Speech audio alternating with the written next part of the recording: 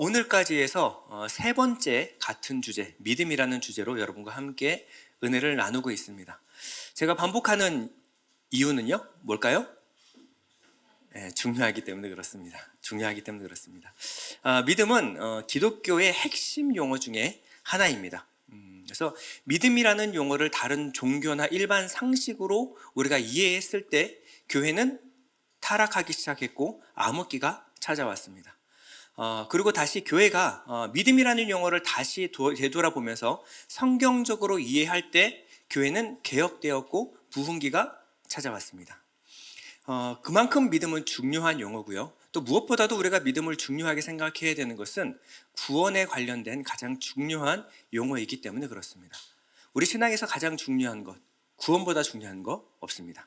예.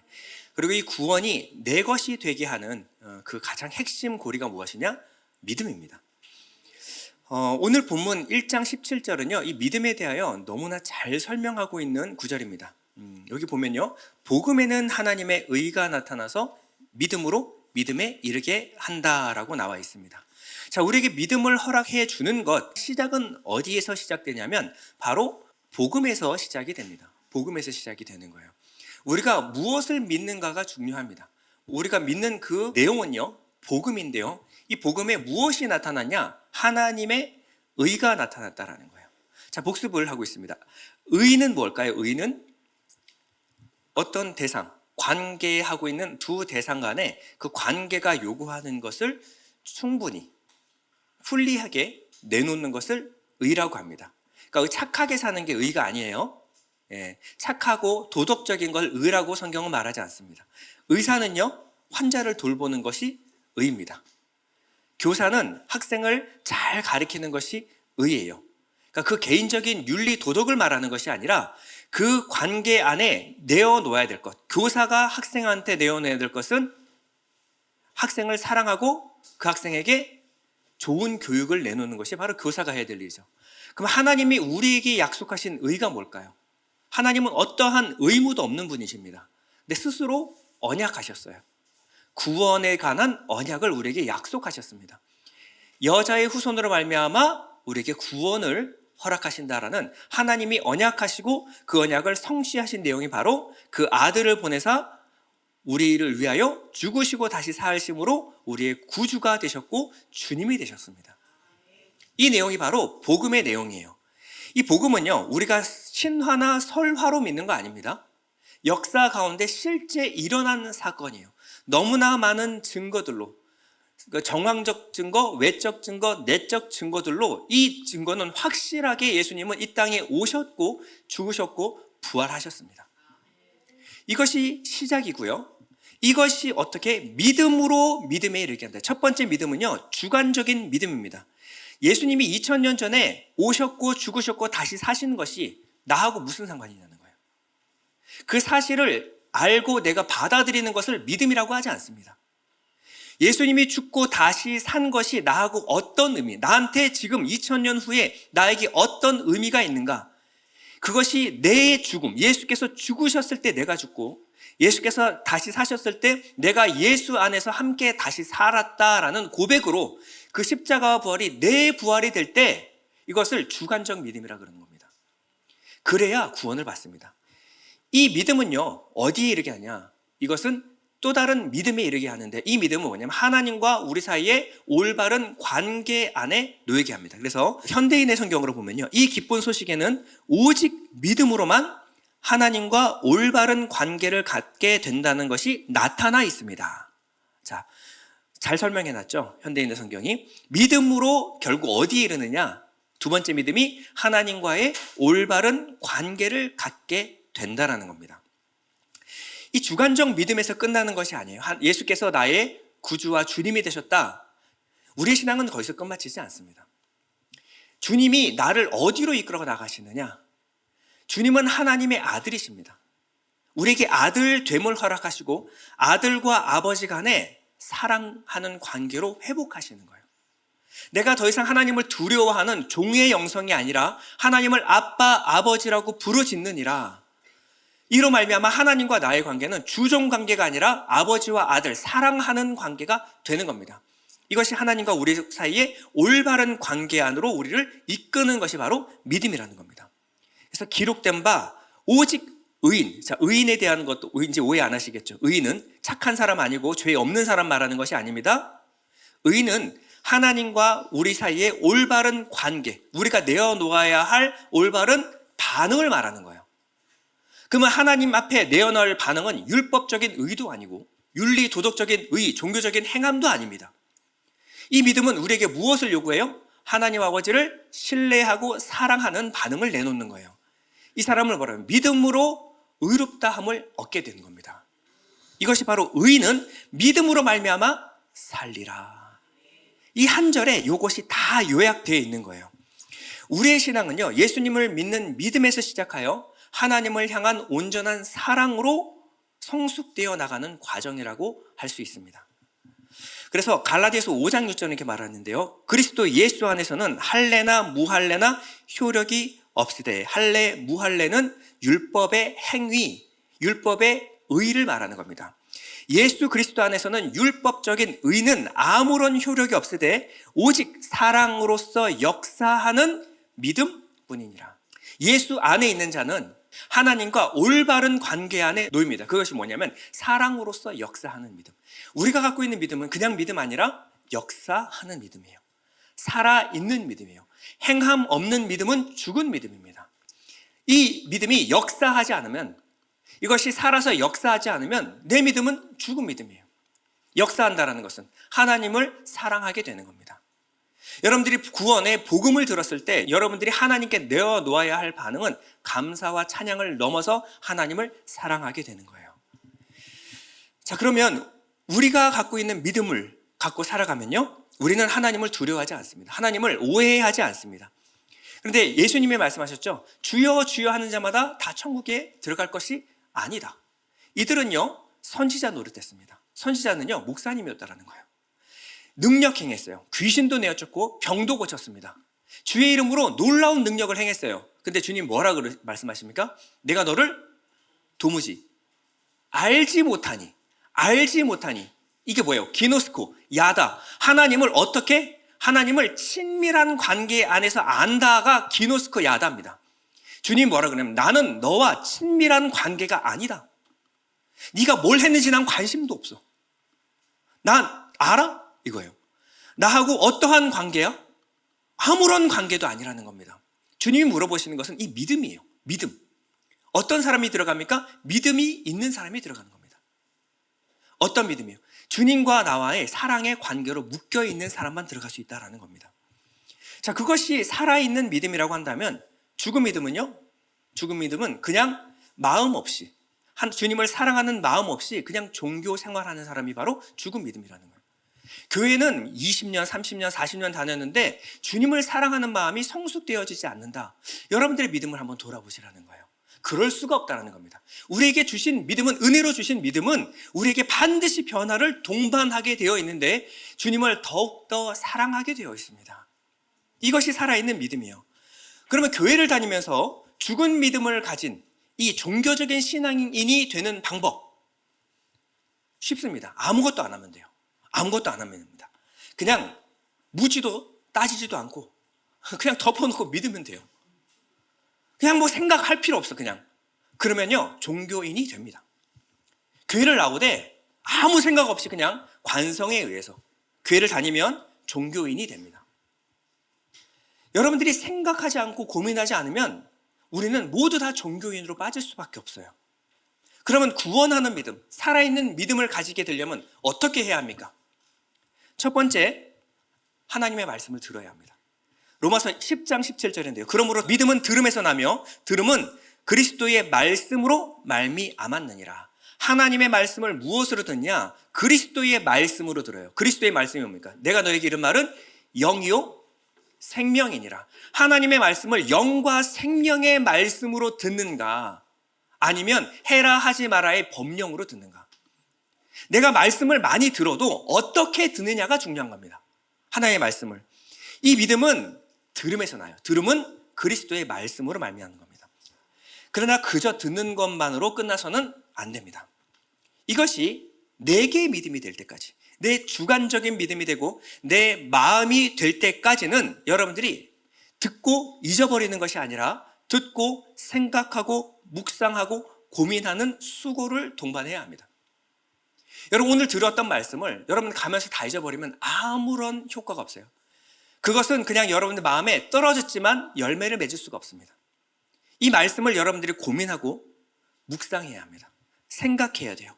그리고 그것이 내 마음이 될 때까지 여러분들이 그것을 품고 기도해야 합니다. 저는 목사님 가정에서 또 교회라는 울타리 안에서 자라났습니다. 그러면 사람들이 다 이렇게 생각할 거예요. 목사님이 믿는 건 당연한 거 아닌가요? 목사님이니까. 아니, 목사님 가정에서 자랐는데 예수 믿는 게 당연한 거 아닙니까? 근데 저는 제 경험으로 비춰보면요, 결코 당연한 적이 단 한 번도 없었습니다. 오히려 믿기가 쉽지 않았어요. 왜요? 한 번도 의심 없이 관성으로 종교인으로 그냥 교회를 다니기가 쉬웠습니다. 내가 고민해서 내가 선택해서 교회를 다닌 적이 없어요. 그냥 당연히 가야 되는 줄 알았어요. 제가 믿음의 가정에서 자라났다고 저절로 당연히 노력 없이 믿게 될 수 없다라는 겁니다.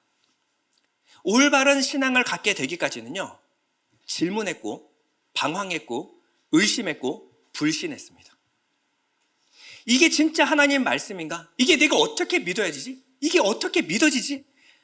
몸은 언제나 교회에 있었어요. 항상 예배를 빼먹지 않고 항상 교회에 있었습니다. 그러나 제 마음은요, 때로는 뜨거웠고 때로는 차가웠습니다. 제 마음은 언제는 부드럽고 열려 있었지만 언제는 닫혀 있고 냉랭했어요.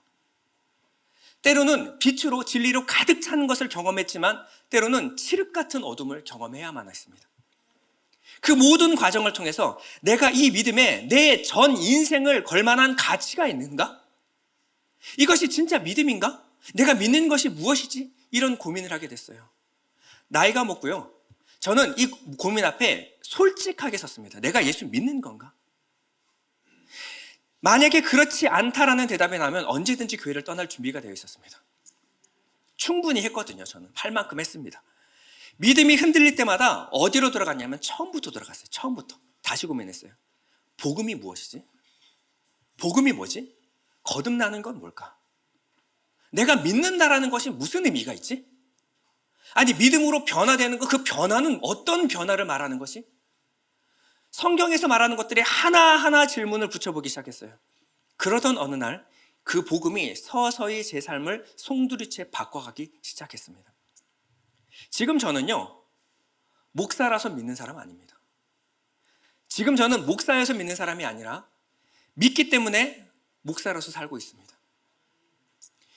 믿음의 가정에서 태어나서 자라난 사람이요, 아무 생각 없이 당연하게 구원에 이르는 믿음을 갖게 될 거라고 여러분 생각하지 마십시오. 절대 그렇지 않습니다. 여러분 주위에도 독실한 가정, 독실한 기독교 가정에서 자라지만 2대, 3대째에서 신앙을 잃고 교회마저 떠나가는 사람들 주위에 많이 보셨을 겁니다. 그래서 이런 속담이 있습니다. 하나님에게는 손주가 없다 라는 말이 있어요. 아무리 대단한 믿음을 가진 사람이라고 할지라도 2대째, 3대째 그 믿음이 이어져 가는 집안 거의 없다, 못 봤다라는 겁니다. 그만큼 쉽지 않다라는 거예요. 당연한 거 아닙니다. 쉬운 거 아닙니다. 믿음은 저절로 전수되는 것이 아닙니다. 각각의 자녀들이요, 하나님을 개인적으로 만나야 돼요.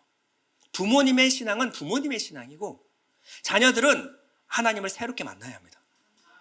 자녀들 각각은 하나님과 인격적으로 하나님과 만나야 돼요. 그러기 위해서는 하나님을 간절히 찾아야 됩니다. 당연하게 하나님께 나온 사람들은 이 당연함 때문에 하나님에 대한 간절히 사라질 수도 있다는 거예요. 그러나 이 자녀들이 진지한 물음 앞에서 나 하나님 없으면, 주님 없이는 못 삽니다, 간절한 마음으로 주님 붙들어야 이들이 구원을 받는 거예요. 그렇기 때문에 이것은 오히려 믿음의 가정이 더 어려울 수도 있다는 거예요. 이런 차원에서는 너무나 복음이 당연했고 상식이었고 내가 믿는다고 착각하기 때문에 예수 없으면 못 삽니다라는 간절한 고백이 안 나올 수도 있다는 겁니다. 더욱이 지금의 세대는 더욱더 그런 것 같아요. 지금의 중학생까지, 초중생들을 여러분 무슨 세대라고 부르는지 아십니까? 알파 세대라고 부르는, 알파 세대. 들어보셨어요? 알파 세대. X세대, Y세대, Z세대, MZ세대까지 들어봤는데 알파 세대. 알파 세대는 뭘까요? 쉽게 말하면 외계인이라는 겁니다. 외계인. 왜 외계인이요? 우리가 지금까지 살았던 세계와 전혀 다른 세상을 살고 있기 때문에 다른 세계에서 온 사람, 외계인이라는 거예요. X, Y, Z까지 하고 MG까지 끝나면 알파벳 끝난 거예요. 근데 이제 뭐가 시작되냐면 다시 A가 시작되는 것이 아니라 알파, 베타 이렇게 시작되는 거예요. 알파가 시작됐어요. 전혀 다른 체계란, 전혀 다른 체계. 새로운 이해 체계, 알파가 시작됐습니다. 그러냐, 그들이 보면서 내가 믿으니까 내 자녀도 믿겠지. 아니요. 그들한테 물어보세요. 오히려 부모님이 믿으니까, 부모님의 믿음이니까 지금 내 시대와는 맞지 않는다고 생각해요. 그건 부모 시대에 통했던 믿음이고 지금 내 시대에는 과학이 믿음이야. 그렇게 믿고 있을 수도 있어요. 부모의 믿음이 전수되지 않아요. 설득되지 않습니다. 그들에게 믿음과 지식과 이해는 근본부터 다른 세계예요. 그럼 어떻게 해야 될까요? 우리 자녀들 어떻게 하죠? 나는 구원받고 난 지금 죽어도 천국 가니까 하나님이 알아서 해주시겠지. 그렇게 하고 내버려 두면 됩니까? 여러분들이 진심으로 예수 믿고 거듭나셨다라면 그럴 수 없다라는 것을 여러분들 잘 아실 겁니다. 안 될 수도 있고 소용이 없을 수도 있어도 포기할 수 없는 마음이 사랑이라고 하는 거예요. 하나님은 우리에게 사랑을 주셨어요. 안 될 수도 있고 소용없을 수도 있지만 내 자녀 예수 믿는 거, 여러분 이것을 위해서 여러분 기도하셔야 합니다. 그러기 위해서는요, 여러분 어디서부터 시작되는가? 여러분들이 늘 당연하게 생각했던 거, 당연히 믿겠지, 예배 드리는 건 당연한 거야. 아니요, 여러분들의 신앙부터 다시 처음으로 거슬러 올라가야 돼요. 알파부터 시작하는 겁니다. 어떻게 해요? 나는 왜 믿지? 나는 무엇을 믿지? 나는 왜 예배하지? 나는 무엇을 예배하지? 예배가 뭐지?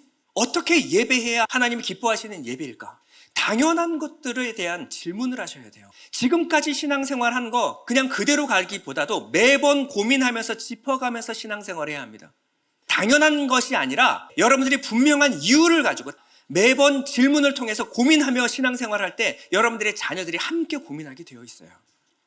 베드로전서 3장 15절 이렇게 말합니다. 여러분들이 가진 소망을 설명하여 주기를 바라는 사람에게는 언제나 누구에게나 답변할 수 있도록 준비하십시오. 그저 여러분들 안에 이건 내 소망이야가 아니라 소망에 관한 이유에 대하여 묻는 사람들에게 여러분들이 언제나 답변할 수 있도록 준비하시라는 거예요. 그냥 믿어가 아니라 왜 믿는지에 대하여, 무엇을 믿는지, 왜 예배하는지, 왜 예배해야 하는지에 대해서 여러분들이 분명한 이유를 가지고 계셔야 되는 겁니다. 고민하지 않는 신앙을 뭐라 그러냐면 맹신이라고 합니다. 고민하지 않고 덮어놓고 믿는 것을 맹신이라 그래요. 자, 비슷한 말, 자매품으로 미신이 있습니다. 자, 미신이 뭘까요? 미신은 실증적인 근거도 없이 맹목적으로 믿는 믿음이 미신입니다. 맹신이랑 거의 같은 말이죠. 여러분, 오랫동안 교회를 다녀도요, 뭐 얼마나 대단한 확실한 직분을 받았어도 그의 신앙이 올바른 교리 위에 있지 않다면, 그의 신앙이 올바른 성경을 바탕으로 하여 믿고 있지 않다면 맹신일 가능성이, 나아가서 미신일 가능성이 있습니다. 아니면 미신에 빠질 위험이 있어요. 예를 들어서 여러분, 고등 종교와 하등 종교를 나누는 기준이 뭔지 아십니까? 고등 종교, 하등 종교. 내가 믿으면 고등 종교, 네가 믿으면 하등 종교 아니겠죠. 태어날 때부터 그냥 나는 기독교 가문에서 태어났으니까 나는 고등 종교라고 배웠어. 그러니까 너희들이 믿는 거는 하등 종교야. 이슬람 하등 종교 아니야? 불교 하등 종교, 나는 고등 종교. 이 얘기가 아니겠죠? 고등과 하등을 나누는, 무속과 미신을 나누는 기준이 뭐냐? 가장 큰 기준은 경전을 갖고 있는가 아닌가입니다. 자, 경전이 있는가 없는가예요. 고등 종교에는 경전이 있습니다. 경전이 있다는 게 무슨 말이냐면요, 경전이 설명하고 있는 그 교리를 바탕으로 믿고 있으면 고등 종교, 이 경전 없이 내 마음대로 믿으면 하등 종교, 미신이라고 하는 거예요. 불교 신자한테 이 사람이 믿고 있는 불교와 저 사람이 믿고 있는 불교가 다르면요, 그건 미신입니다. 근데 불교는 한 가지 경전을 근간으로 하여 그 믿음을 갖고 있는 거예요. 기독교인인데 이 사람이 믿고 있는 거랑 저 사람이 믿고 있는 거랑 다 달라. 그러면 하등 종교. 근데 기독교인이라고 한다면 우리가 반드시 동의해야 될 교리라는 것이 있고 신앙에 어떤 지침서가 있다면 여러분들은 고등 종교. 이렇게 분리한다는 거예요. 자, 그럼 무속신앙, 하등 종교, 이 무속신앙은요, 무엇을 믿는 걸까요? 무당들은 각각 신을 섬깁니다. 어떤 사람은 장군신, 어떤 사람은 동자귀신, 뭐 이런 자기들이 받드는 신들이 있어요. 각각의 신들은 각각의 어떤 원리가 있어요.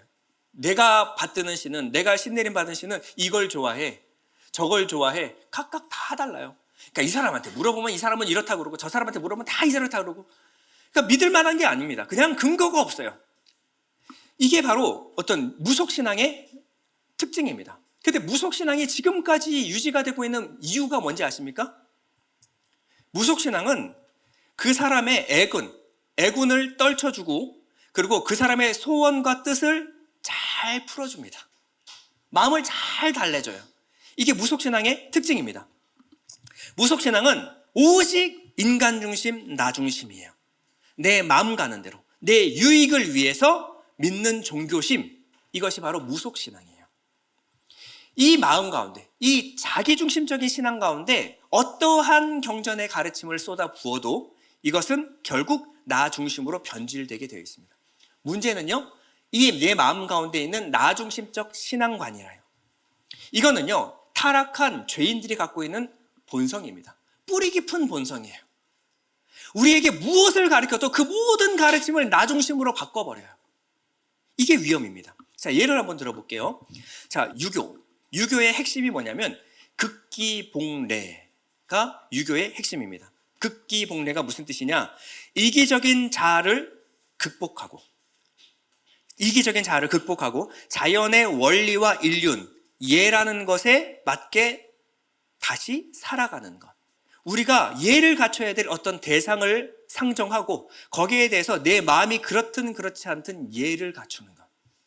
이게 유교의 핵심입니다. 자, 이기적인 마음을 내려놓고 그 원리, 뜻에 맞춰서, 그 순리에 맞춰서 나를 조정해서 맞추는 것. 이게 바로 유교예요.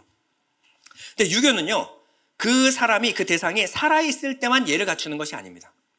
그 사람이 죽었어도 그분에 대한 예를 갖추는 것이 유교예요. 이게 뭐냐면 제사의식입니다. 내가 예의로 섬겨야 될 분이 돌아가셔도 끝까지 내가 예를 갖추는 것. 이것이 바로 제사였어요.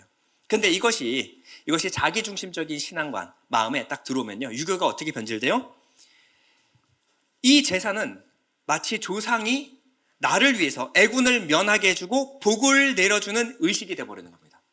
조상에게 예를 갖추는 것이 아니라 조상이 내게 애군을 없애고 복을 내려주십시오라고 하는 복비는 제사 의식으로 바뀌어버리는 거예요. 제사를 지내는 이유가 뭘까요? 정말 그분을 존경하고 조상에 대한 예를 갖추기 위해서일까요? 제가 몇 번 물어봤는데 여러분 고조 할아버지 이름 아시는 분? 고조 할아버지인데 이름 몰라요? 고조 할아버지. 여러분 우리가 조상을 뭘 얼마나 섬깁니까? 뭐가 얼마나 대단한 마음으로 신을 섬긴다 그러겠어요? 전혀 그런 관심 없습니다. 누군지도, 이름도 모른다니까요? 족보도 몰라요. 근데 왜 그들이 제사를 지내냐면, 제사 안 지내면 조상 귀신이 삐져서 복을 안 줄까봐. 아닙니까? 이게 제사 지내는 이유예요. 왜 조선 초기 때 수많은 순교자가 나온지 아십니까? 한국에서? 이 예수 믿는 사람들이 제사를 안 지내기 시작했어요. 그러면 저놈이 예수 믿고 제사 안 지내면 나까지 조상신에게 봉변당할까봐 누가 신고를 했냐면 일가 종친들이 가족인데 신고해서 죽음을 당했어요. 이것이 유교의 변질입니다. 원래 그런 목적이 아니었어요. 나중에 가니까 유학을 공부한 어떤 선비들이요, 조상복을 더 받기 위해서는 이 조상이 묻히는 묘자리를 잘 묻어야 된다. 명당 자리를 찾기 시작했어요. 가격도 천차만별입니다. 명당 자리를 찾아서 묻어주면 이 이렇게 묻어지면 후손이 복을 받고 후손 중에 큰 사람이 나온다. 그래가지고 이 묘자리를 알아보기 시작했어요. 명당 써서 조상의 묘를 이관하면요, 조상 시신이 다 훼손됩니다. 뼈가 다 섞이고요, 분실되는 경우도 있어요. 근데 상관없어요. 조상 시신이 이리저리 뒹굴어도 나만 복 받으면 그만입니다. 여기에 충효와 예절이 어디 있습니까? 충효와 예절이 어디 갔어요? 유교는 사라진 지 오래입니다. 오직 이기적인 나를 위한 잡교가 되어버렸어요. 이 근간이 무엇이죠? 오직 나를 위한 신앙. 그 신은 누군지는 모르겠고 어쨌든 내가 복받고 애군이 떨쳐지면 그만입니다. 불교는 어떤가요? 원래 불교는 무아와 몰아를 추구해요. 무아 몰아는 뭐예요? 자기 부인이에요. 자기 부인. 나는 무다, 없는 것이다. 그리고 색즉시공, 공즉시색. 눈에 보이는 것은, 색은 아무것도 아니다, 공이다. 그러나 눈에 보이지 않는 것이 진짜 있는 존재다. 이걸 믿는 게 바로 불교예요. 그러니까 눈에 보이는 것에 연연하지 마라. 집착하지 마라. 그래서 눈에 보이는 것은 일루전, 신기루일 뿐이에요. 눈에 보이지만 이건 실제가 아니니까 그것을 붙들려고 하는 순간 나한테 모든 번뇌와 고통이 찾아온다라는 겁니다. 그러니까 집착과 번뇌에서 자유롭게 되는 깨달음. 불교의 교리는 사성제예요. 고집멸도. 자, 고는요, 이 세상을 살아가는 것은 모두 고통의 연속이다. 외로워도 고통이고, 사랑하는 사람을 만나도 질투, 시기, 다툼이 일어나니 그것도 고통이고, 떠나가면 슬프니 또 고통이고, 세상에 있는 모든 것은 고통의 연속이다. 이 모든 것을 고통으로 만드는 그 근본 원인이 뭐냐? 집착이라는 거예요. 이 집착에서 벗어나는, 멸하는 도를 깨닫는 것. 이게 뭐예요? 이것이 깨달음의 경지, 열반이라는 겁니다. 눈에 보이는 것을 믿지 않고 이게 모든 것에 집착이 벗어나서 그것을 멸하여 도에 이르는 상태, 깨달음에 이르는 상태, 이게 바로 열반이에요. 그 열반에 이른 사람을 뭐라 그러냐면 부처라고 합니다. 근데 이 불교의 가르침에 이기적인 이 신앙심이 들어오면요, 이 불교의 가르침이 왜곡되기 시작합니다. 불교가 우리의 어떤 샤머니즘과 만나면 어떤 일이 일어날까요? 색즉시공, 공즉시색 다 필요 없고 이 땅에서 복받는 종교로 바뀌어버리는 거예요. 불교에서 연등을 팝니다. 왜 팔아요? 이 땅에서 복받으려고. 연등에다가 이름 새겨서 복받으려고 그러는 겁니다. 이 땅에서 복받으려고 기와장도 팔아먹습니다. 불교에서 중이 점을 쳐줍니다. 왜 길흉을 점치고 있을까요? 이 땅에서 어떻게든 애군을 떨쳐놓고 복을 받기 위해서 점을 쳐줘요. 나중에 커서 잘 살라고 이름도 지어줍니다. 이제는 불교에 가면 불교에 뭐가 있냐면 칠성당이라는 게 들어섰어요. 칠성당은 칠호는 성군, 북두 칠성을 섬기는 겁니다. 불교하고 아무 상관없어요. 그런데 이 칠성당이 들어왔어요. 그러니까 불교의 가르침, 대웅전이나 명부전은 사람이 거의 드나들질 않아. 관심도 없어. 불교에서 뭘 가르치는지 노관심. 그들이 올라가서 뭐 하냐? 삼성각 칠성당에 모여서 자기 소원 비느라고 정신이 없고, 거기만 사람들이 빽빽하고, 명부전, 대웅전에는 사람들이 없어요. 불교는 일루전, 눈에 보이는 것은 다 황이다, 아무것도 없다. 근데 오늘날 불교는요, 어떻게든 석가모니한테 소원을 빌어서 색을 얻어내려고, 이 땅의 것을 얻어내려고 하는 잡탕 종교가 되어버렸습니다. 왜 이렇게 됐을까요? 나 중심으로 모든 신앙을 편집해버려서 그래요. 나 복받자고. 이 종교심이 불교의 가르침을 다 뒤섞어버렸습니다. 일련종종이라는 일본 불교의 한 종파가 있어요. 오늘은 이제 강의 시간이니까 여러분 이런 얘기를 하는 겁니다. 그리고 이것을 비교 종교학이라 그래요. 여러분들은 교회 바깥으로 나갈 일이 없죠. 나가서도 안 되고. 그래서 여러분들이 믿는 신앙을 비교해 보는 거예요. 그래서 내가 믿는 신앙이 무엇인가를 여러분들 비춰 보는 겁니다. 자, 일련종종이라는 일교 불교의 한 분파가 있는데 이 불교의 법화경을 그 경전으로 합니다. 법화경. 그래서 법화경으로 귀의한다라는 것을 나무묘법 연화경이라고 해요. 나무묘법 연화경. 이것을 일본식으로 발음하면 남묘호란개교.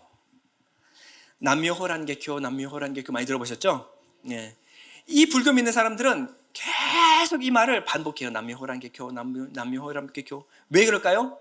이것이 계속해서 중얼거리다 보면 모든 일이 잘 풀린다라는 어떤 믿음이 있기 때문에 그래요. 우리나라 불교에도 그거 있죠. 나무 아미타불 관세음보살. 나무는 귀의하다. 아미타불은 부처님 말하는 거고, 관세음보살은 대자비한 보살님, 자그만 신음에도 응답하시는 관세음이에요. 자그만 신음에도 응답하시는 보살님. 이 두 명의 신적인 존재를 부르는 겁니다. 왜 부를까요? 코미디입니다. 여러분, 불교는요, 자력 종교예요. 부처가 무엇을 해줄 수 있는 종교가 아니고, 내가 부처의 가르침을 따라서 내가 부처가 되는 종교예요. 근데 나무 아미타불 관세음 보살은요, 이 두 명의 신적인 존재를 부르면서 나를 도와달라는 겁니다. 타력 종교가 됐어요. 타력 종교 흉내를 내고 있는 겁니다. 이거는 코미디예요. 해프닝입니다. 지금 불교는 사라져 버렸어요. 이게 바로 종교적인 행동의 특징이에요. 자, 종교적인 행위를 여러 번 계속 반복하다 보면 그것이 영적인 힘을 갖는다. 이게 종교심이라는 겁니다. 뭐 아무것도 모르겠고 하여튼 정한수 떠나놓고 빌다 보면 내가 지극정성으로 빌었는데 천지심령이 감동해서라도 내 소원 들어주겠지. 이걸 뭐라 하면 종교심이라고 합니다. 여러분, 이 죄는요, 오직 자기 유익, 자기 사랑, 이 마음에는 어떤 것을 부어 넣어도 결국 종교로 바꿔버려요. 우리 신앙생활에는 이런 모습이 없습니까? 주기도문, 사도신경을 배울 때 여러분들이 그 의미를 다 알고 배우십니까? 주기도문에 담긴 너희는 이렇게 기도하라라는 의미를 여러분 다 알고 배우십니까? 아니면 하늘에 계신 우리 아버지 이런 것처럼 점심 뭐 먹지? 이러고 끝나십니까? 이거 의미를 우리가 다 알고 의미를 되새기면서 기도할 때가 몇 번이나 있죠. 주기도문에서 기도를 빼면 주문밖에 안 남아요. 연불이 되는 겁니다. 연불. 하늘에 계신 우리 아버지 이름이 거룩히 여김을 받으시오. 다를 게 하나도 없는 겁니다. 남 욕할 게 하나도 없어요. 무슨 말인지는 모르겠고 어쨌든 이게 예배가 끝났다는 신호야. 이걸 외워야 내려갈 수 있어. 이걸 외워야 밥을 먹을 수 있어. 이걸 뭐라 그러냐면 종교라고 합니다. 주님 뭐라 그러냐면 참 갸륵하다라고 말한 게 아니라 중언부언하지 마라. 중언부언이 무슨 말이에요? 같은 말도 하고 같은 말도 하고가 아니라고 말씀드렸죠. 중언부언은요, 말을 많이 하여야 들으실 줄로 생각하는지라. 어쨌든 간에 그냥 길이를 길게 해서 말을 많이 하면 그 정성을 봐서라도 하나님이 내 기도 응답해 주시겠지. 이걸 뭐라면 중언부언이라고 그래요. 주님 그거 기도하지 말라는 거예요. 그렇게는 무슨 의미도 없이 아무런 의미도 모르고 그냥 말을 그냥 많이 하면 하나님이 들어주시겠지. 그건 종교심이라는 겁니다. 그럼 우리가 이 미신적인 신앙을 갖게 되는 이유가 뭐라 그랬죠? 이 신앙에 잘못된 목적, 불순물이 끼어든 거예요. 우리가 이렇게 하는 것은 복받기 위해서 나 복받자고 하는 일이고, 그 수단이 뭐냐면 종교적인 행위를 반복하는 겁니다. 그러다 보면 하나님은 그래도 내 마음 알아주시지 않을까. 여러분들이 우리 교회 안에서 하는 모든 것들은 다 의미가 있는 겁니다. 그 의미가 왜 하는지를 분명히 알고 해야지, 의미 없이 하는 것들은 다 종교 행위가 될 수 있다는 거예요. 이런 기도하는 목적이 무엇입니까? 기도는 하나님과의 나와의 사랑의 관계를 누리는 것이 기도입니다. 기도해서 무언가 응답 받아내려고, 기도해서 무언가 얻어내는 것이 기도의 목적이 아니라, 주님이 새벽에 저녁에 기도하셨죠. 주님은 혼자서 돌을 떡으로 만드실 수 있는 분이잖아요. 물을 포도주로 변화시킬 수 있는 분이잖아요. 물 위를 걸으실 수 있는 분이죠. 근데 주님 뭐 기도하셨을까요? 뭐가 능력이 부족해서 하나님께 그렇게 기도하시고 기도로 하루를 여시고 기도로 하루를 닫으셨을까요? 하나님과의 친밀한 관계를 누리시는 겁니다. 주님이 우리에게 무슨 말씀하시냐? 이게 기도다라고 말씀하신 거예요. 주님이 이렇게 말씀하셨죠. 마태복음 6장 6절에 보면요, 너는 기도할 때 내 골방에 들어가 문을 닫고 은밀한 중에 계신 내 아버지께 기도하라. 은밀한 중에 보시는 내 아버지께서 갚으시리라.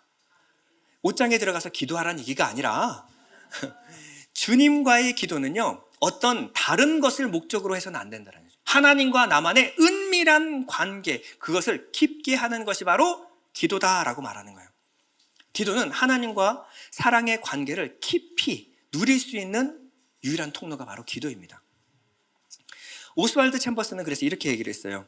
영적으로 가장 어려운 것은 하나님께 집중하는 것입니다. 그런데 이것을 어렵게 만드는 것이 바로 축복입니다. 고난은 거의 언제나 우리로 하여금 하나님을 보게 만듭니다. 반면 축복은 우리로 하여금 다른 것을 보게 하기 쉽습니다. 우리가 지금 고하는 축복 자체가 잘못된 게 아니라 하나님이 복을 주셔야 우리는 삽니다. 기독교의 복이 뭐라 그랬어요? 생명과 생명에 필요한 모든 것. 이 생명은 무슨 생명이에요? 하나님이 주신 생명, 그 생명에 필요한 모든 것을 하나님이 내려주시잖아요. 그걸 뭐냐면 일용할 양식, 내일의 양식, 안식할 날 그때 먹을 하늘의 양식을 내게 주십시오. 이게 복이라는 거예요. 이게 복. 우리는 하나님께 복을 받아야 살 수 있는 존재가 맞습니다. 그런데 이 복이 아닌 다른 엉뚱한 것, 하나님보다 그것을 더, 그래서 하나님을 뭐라고 해요? 하나님을 수단으로 생각해요. 하나님 수단으로. 그 복을 얻기 위한 수단으로. 하나님 힘이 있으시죠? 능력 있으시죠? 그러니까 내게 이거 주세요. 저거 주세요. 그럼 주면요. 자식이 좋은 대학 들어가면 교회도 졸업합니다. 이게 진짜 자식에게 복일까요? 남편이 승진해서 돈을 많이 벌었어요. 교회 다닐 시간이 없어. 이게 진짜 복일까요? 우리 복에 대한 기준이 바뀌어야 합니다. 진정한 복은요, 하나님을 얻는 겁니다. 하나님이 복이에요. 아브라함에게 뭐라고 했어요? 내가 너의 지극히 큰 상급이다. 하나님이 복의 근원, 하나님의 생명의 근원이라는 거예요. 우리가 기도하는 이유는요, 하나님과 친밀한 관계. 신앙의 생활의 목적은요, 하나님과의 사랑의 관계를 성숙시키는 것. 그럼 우리의 모든 믿음과 신앙은 다 무엇을 향해 있습니까? 사랑이에요. 사랑을 누리는 것. 여러분들은 하나님과의 사랑을 누리는 이 관계에 초점을 맞춰야 합니다. 그러면 우리의 믿음은요, 결국 하나님과의 뜨거운 사랑의 관계로 귀결돼야 맞는 거죠. 여러분들이 무엇을 믿고 무슨 어떠한 행동을 하든지 그건 간섭이 없어요. 아무런 문제가 없어요. 다 하셔도 됩니다. 다 하셔도 돼요. 문제가 없습니다. 그러나 그것을 통하여 여러분들이 무엇을 기대하는가? 나는 이것을 통하여 하나님과의 더 친밀한 관계를 누리기를 원합니다. 예수님은 이렇게 말씀하셨어요. 요한복음 15장 4절에서 5절인데요. 시작. 언제나 내 안에 머물러 있어라. 그러면 나도 너희 안에 머물러 있겠다. 가지가 포도나무에 붙어 있지 않으면 스스로 열매를 맺을 수 없는 것과 같이 너희도 내 안에 머물러 있지 않으면 열매를 맺을 수 없다. 나는 포도나무여 너희는 가지다. 사람이 내 안에 머물러 있고 내가 그 사람 안에 머물러 있으면 그는 많은 열매를 맺는다. 너희는 나를 떠나서는 아무것도 할 수 없다. 네, 길어서 4절에서 5절까지만 읽었는데요. 요한복음 15장은 포도나무의 비유가 나오는 장이죠. 2절에서 8절까지 보면요, 열매라는 이야기가 6번 반복하여 나옵니다. 열매를 맺게 될 것이다 라는 거예요. 열매. 그런데 단 한 번도 너희가 열매를 맺어라 라고 말씀하신 적이 단 한 번도 없는 거 아십니까? 열매는 여러분들이 맺는 게 아니에요. 주님은 뭐라고 말씀하시냐면 2절에서 10절에서 보면 거하라 라는 표현을 9번 쓰세요. 열매가 6번. 근데 내 안에 거하라가 9번. 내 안에 있어라가 1번. 내게 붙어 있어라가 2번. 총 12번 똑같은 말을 하신 거예요. 뭐 하라고? 나에게 붙어 있어라. 내 안에 있어. 끊임없이 내게 붙어 있어. 그러면 열매는 맺어지는 거야. 열매는 너희가 맺는 것이 아니라 내 안에 붙어 있으면 열매는 맺어지게 되는 거야. 쇠를요, 자석에다 붙여놓으면요, 쇠와 자석은 전혀 다르죠. 근데 오랫동안 붙여놓으면 쇠에서 자성이 생깁니다. 자석. 쇠를 끌어당기는 힘이 생겨버리는 거예요.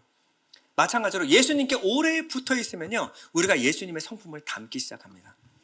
그것은 자연스럽게 예수 안에 있으면 얻어지는 것이지, 내 안에서 무언가 자비, 사랑, 화평, 오래 참음 이런 것을 여러분들이 생산하려고 하지 마십시오. 그것이 율법이에요. 나 안에는 없어요. 그런데 예수 안에 머물러 있으면 내 안에 그런 성품이 자연스럽게 생겨나요. 그 사람이 긍휼해지는 걸 어떻게 해요? 그 사람 볼 때 불쌍한 걸 어떻게 합니까?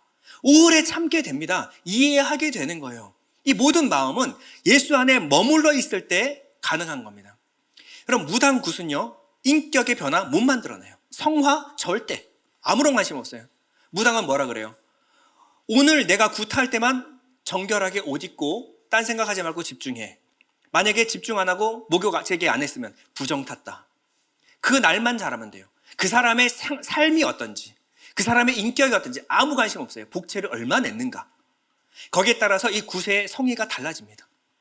무당은 여러분들에게 아무 관심 없어요. 그냥 소원 비는 거. 이것에 대해서 그냥 귀신을 통해서 얻어내는 게 무당의 굿이에요. 무당은 여러분들의 인격, 성화에 아무런 관심이 없습니다. 종교는요, 아무리 반복해도 여러분들의 내면의 성숙을 이끌어낼 수가 없어요. 익숙해지는 것이지 성숙해지는 게 아니에요. 익숙해서 찬송가 1장부터 500장까지 여러분 다 외워서 불러도 여러분들 성숙하고는 상관없을 수가 있다는 거예요. 잘못된 게 아니라 좋은 건데 그것이 여러분들의 성숙으로 이어지지 않을 수 있다는 거예요. 그러나 사랑에는요, 신비한 힘이 있습니다. 사랑하면요, 닮아요. 사랑은 사람을 변화시킵니다. 누군가를 사랑하게 되면요, 그 사람의 표정과 그 사람의 성품과 그 사람의 취향, 기호를 닮아가게 돼요. 여러분, 인생을 살아가다 보면 고난을 만날 때가 있죠. 어려울 때가 있습니다. 남들한테 말하기도 힘든 정말 마음 소갈이하는 고민들이 있어요. 여러분, 그때 어떻게 그 고난을 잘 이겨나가십니까? 다른 거 다 필요 없고 내가 사랑하는 사람이 곁에 있어주면 돼요. 딴 사람들 다 내 맘 몰라줘도 내 사랑하는 사람이 내 맘 알아주면요, 그게 그렇게 위로가 됩니다. 그들이 있기 때문에 다시 용기를 낼 수 있는 겁니다. 신앙생활도 마찬가지입니다. 사랑하는 하나님이 내 아버지가 되시기 때문에, 그 하나님이 나를 사랑하시기 때문에, 그 하나님이 나와 함께 하시기 때문에 우리는 고난을 통과할 수 있는 겁니다. 고난 중에라도 감사할 수 있는 거예요. 이 고난 가운데 하나님이 나와 함께 계시기 때문에, 사망의 음침한 골짜기로 다닐지라도 내가 해를 두려워하지 않는 것은 주께서 나를 안위하시기 때문에, 주님만 함께 하시면 이 고난 이겨낼 수 있습니다. 여러분, 누군가를 사랑하면요, 누군가를 깊이 사랑하면요, 좀 가난해도 좀 불편해도 그럭저럭 버틸만 합니다. 뭐 대단한 스테이크 안 썰어도 떡볶이 한 그릇에 만족할 수 있고 행복할 수 있는 거예요. 진짜 사랑하면요, 깊이 사랑하면 좀 속상한 일 있고 좀 억울하고 남들이 내 맘 몰라줘도 그 품에 안겨서 좀 울고 나면요, 이내 마음이 진정이 됩니다. 괜찮아져요. 뭐 세상 뒤집어지는 재미는 없어도 그냥 잠잠히 내 안에서 흘러나오는 곡절을 따라 찬양하다 보면, 주님 말씀 듣고 걷는 그 시간이면 내 마음에 평화가 찾아옵니다. 이때 세상을 살아갈 힘과 용기가 다시 솟아나기 시작해요. 우리 신앙은 뭔가 대단한 경험, 뜨거운 경험, 세상이 뒤집어지는 경험 없을 수도 있어요. 우리의 믿음은요, 우리의 신앙은요, 주님과 은밀하게 깊이 사랑하는 과정입니다. 이것을 알고 난 하박국 선지자는 이렇게 얘기했어요. 비록 무화과나무가 무성치 못하며 포도나무에 열매가 없으며 감람나무에 소출이 없으며 밭에 먹을 것이 없으며 우리의 양이 없으며 외양간에 소가 없을지라도, 망한 겁니다. 이거 완전 망한 거예요. 그런데 나는 여호와로 말미암아 즐거워하며 나의 구원의 하나님으로 말미암아 기뻐하리로다. 지금 기뻐할 상황이 아니죠. 그런데 어떻게 해요? 하나님으로 말미암아 이 상황에서도 내가 기뻐할 수 있습니다. 이게 바로 신앙이에요. 우리식으로 표현하면 사업이 망해도, 자녀가 속썩여도, 좋은 대학 떨어져도, 직장에서 잘려도, 내가 꿈꿔왔던 내 일상과는 전혀 반대로 인생이 초라하고 가난하고 보잘것없어도 나는 하나님만 있으면 됩니다. 나는 하나님 때문에 감사하고 기쁩니다. 여러분, 이 사람이 구원받은 사람이에요. 하나님과의 친밀한 교제를 끊을 수가 없는 겁니다. 세상의 어떤 고난도 환난도 하나님과의 사랑에서 끊을 수가 없는 거예요. 그러다 보면 그 모든 고난을 통과하여 하나님의 사랑이 나를 붙드셨습니다. 하나님의 사랑이 나를 지키셨습니다. 이렇게 고백할 수가 있는 겁니다. 여러분들이 미신적인 신앙을 갖고 있는지 아니면 올바른 신앙을 갖고 있는지, 여러분 이 질문을 던져보시면 돼요. 내 믿음이 진짜 구원에 이르는 믿음인가 아닌가, 이 질문을 던져보면 돼요. 나는 주님을 누리고 사랑하고 즐거워하는가? 좀 더 구체적으로, 나는 주님과 함께 있는 시간이 진심으로 기쁜가? 나는 좀 더 구체적으로 말씀을 듣고 그 의미 안에 깊이 묵상하고 머물러 있는 그 시간이 진심으로 행복한가? 그 은혜에 감격하면서 진심을 다해서 하나님을 찬양할 마음이 생겼는가?